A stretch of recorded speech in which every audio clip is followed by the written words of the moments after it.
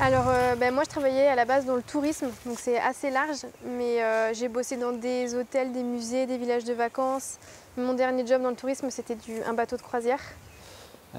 Et on a fait notre BPROA il y a 5 ans, où on s'est rencontrés à Gaillac.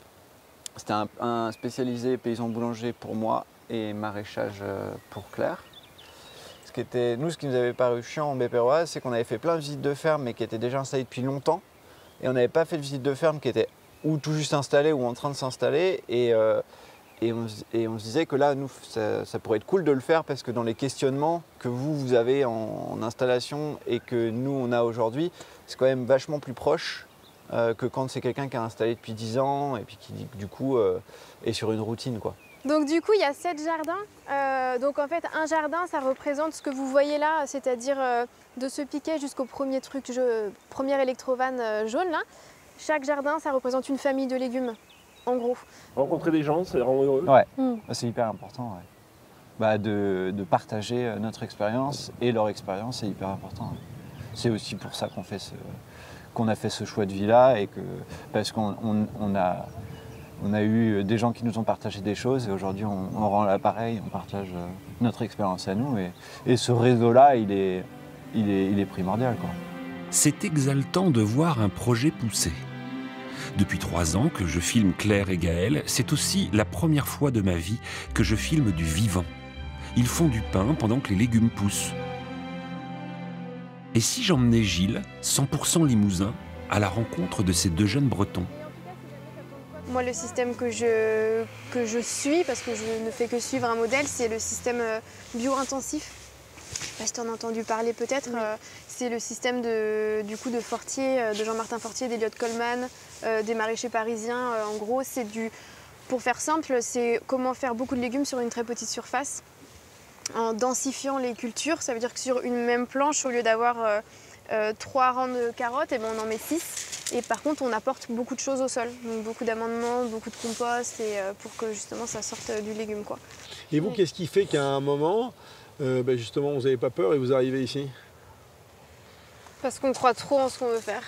On croit trop en nos projets et en le fait que notre but ultime, c'est de faire le bien pour les autres et pour la planète et pour tout ce qui va avec, quoi. Puis ça donne un vrai sens, quoi. Je propose un produit à un client et je peux lui dire, je peux lui expliquer pourquoi j'ai choisi ces variétés de blé-là, comment elles ont grimpé dans mon champ, qu'est-ce que j'ai pu en garder comme semences, est-ce que j'ai réutilisé mes semences, est-ce que j'ai racheté du blé, comment je l'ai transformé et vu qu'on fait la farine la veille de faire le pain, quelle a été la difficulté du jour dans mon pain. Vous faites la farine la veille de faire le pain. C'est-à-dire que ça reste en grain et là mon moulin il a tourné hier pour faire ma farine pour mon pain d'aujourd'hui, enfin de demain, quoi. Ah, ça c'est énorme. Là, ça tamise, la farine avance, elle tombe en dessous, et là, il y a une vis qui l'amène dans les sacs. Et tu vois, on sent qu'elle est un peu grasse. Ça, c'est parce qu'il y a le germe. C'est le gros avantage que proposent ces moulins-là, contrairement aux moulins à cylindre. C'est que là, il y a encore le germe. Bon, c'est que 3%, mais ça amène aussi pas mal de choses, quoi. Putain, c'est... C'est cool, hein? Ah oui. Ah bah là, elle est brute de... je pourrais en prendre de la toute fraîche, là, mais une cuillère. Ouais, hein. bah, je pourrais te donner un sac, ouais. Non, mais juste que je fasse goûter aux gars en cuisine, Ouais, là. pas de souci. Ah, c'est énorme. Ah, respect. Donc tu vois, entre le champ, là, le fournil et là où je vends, ça fait 4 km max. Et là... c'est énorme. Ouais. Ah non, mais vous n'êtes pas des bricolos, c'est énorme. Et là, nous... On... Et pour la... La cuisson? Non, ça c'est pour les biscuits. On fait aussi des D'accord. biscuits, mais c'est ça le four. C'est un four à bois que l'on a encastré dans le mur. C'est-à-dire que là, tu as 2 sols qui tournent. Oh, le dingo.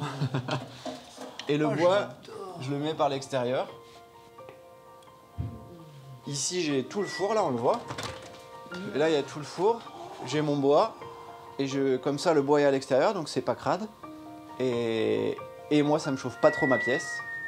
Olive marin, huile d'olive, seigle intégral, petite épaule. Pain matin, c'est au chocolat. Et là, il y en a un qu'on n'a pas, mais qu'on fait aussi à la truite Annette crème fraîche. Pardon? Un pain à la truite et à l'aneth et à la crème fraîche. Et où est-ce que tu l'as chopé, la truite? Bah là, c'est de la truite du 87, là. Je la prends à la On la prend à la Biocoop. Bah, je viens en stage.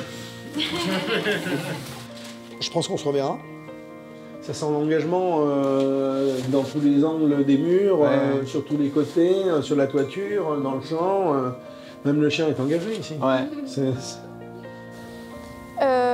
Je pense que la société, elle s'est endormie avec le confort. Elle s'est endormie avec la consommation. Et on a voulu nous faire croire que ce qui nous rendait heureux, c'était d'avoir des biens matériels, de pouvoir consommer, d'avoir un confort incroyable. Alors qu'en fait, c'est pas ça qui nous rend heureux. Et du coup, en ayant tout ce confort et en pouvant consommer tout ce qu'on veut à n'importe quel moment, on s'est dit qu'en fait, la nature, on n'en avait plus besoin. J'ai l'impression que le fait que les gens n'ont plus la foi en fait, dans ce qui est vivant, dans ce qui vit et dans la beauté des choses, ils sont plus émerveillés par ça. Mais je pense que si notre monde était plus un monde de spiritualité, où les gens auraient le temps de se reconnecter à eux-mêmes, naturellement ils pourraient se reconnecter à la nature. Et du coup, ils agiraient forcément dans ce sens-là, en tout cas dans le sens de la protection et de la bienveillance.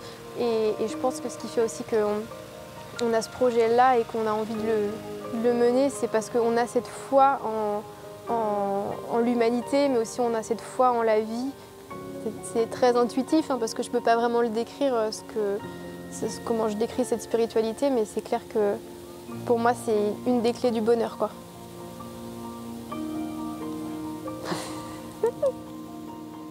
Il est si simple, le chemin de Claire et Gaël. C'est pourtant un travail acharné de 3 années.